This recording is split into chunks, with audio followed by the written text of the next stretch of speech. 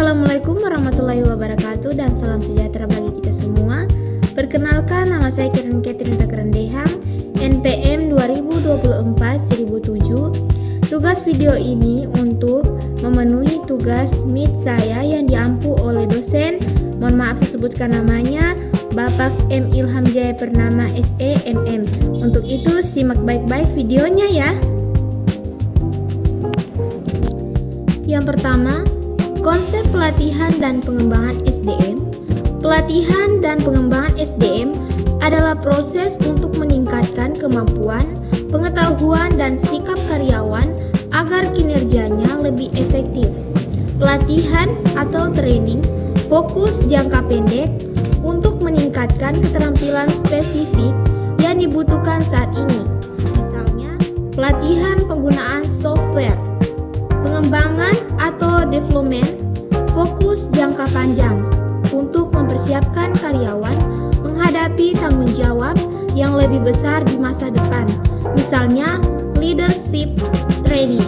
Tujuan utamanya adalah yang pertama, meningkatkan produktivitas, yang kedua, mengurangi kesalahan kerja, yang ketiga, meningkatkan motivasi dan kepuasan kerja. Yang kedua, analisis kebutuhan pelatihan atau Training Need Analysis atau TNA. TNA adalah proses mengidentifikasi kesenjangan antara kemampuan saat ini dengan kemampuan yang dibutuhkan. 3 level analisis. Analisis organisasi, menentukan kebutuhan pelatihan berdasarkan tujuan organisasi.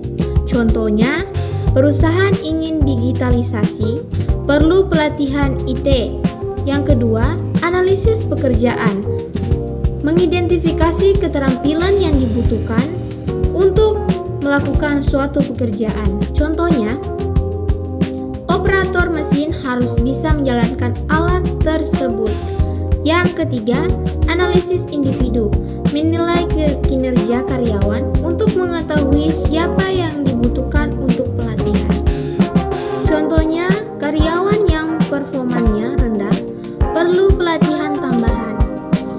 Yang pertama, metode TNA, wawancara, observasi, kuesioner, dan pelatihan kinerja. Poin ketiga adalah metode penelitian atau pelatihan dan pengembangan metode. Pelatihan dibagi menjadi 2 kategori utama. Yang pertama, on the job training atau di tempat kerja, dilakukan langsung saat bekerja. Bimbingan atasan, mentoring, otoritas pekerjaan, magang, kelebihannya praktis dan langsung, biaya lebih murah. Off the job training atau di luar pekerjaan, dilakukan di luar lingkungan kerja. Kelas atau seminar, workshop, simulasi, role playing atau bermain peran. Kelebihannya lebih fokus untuk belajar, bisa menggunakan metode yang variatif. Dan poin keempat yang terakhir, evaluasi pelatihan SDM. Evaluasi dilakukan untuk menilai apakah pelatihan efektif atau tidak. Salah satu model terkenal adalah model Kirkpatrick atau yang terdiri dari 4 level. Rating atau reaksi, bagaimana respon peserta terhadap pelatihan. Contohnya, apakah mereka puas?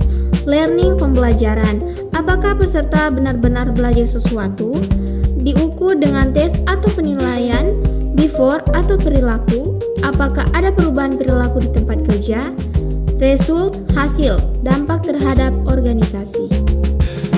Contohnya, peningkatan produktivitas, penurunan kesalahan, dan kesimpulan singkat, pelatihan adalah fokus keterampilan saat ini. TNA menentukan kebutuhan pelatihan, metode, cara pelatihan dilakukan, dan yang terakhir evaluasi untuk mengukur kelebihan dan keberhasilan pelatihan. Sekian presentasi video dari saya, mohon maaf jika ada salah kata. Jangan lupa like, subscribe, and comment guys. Bye bye.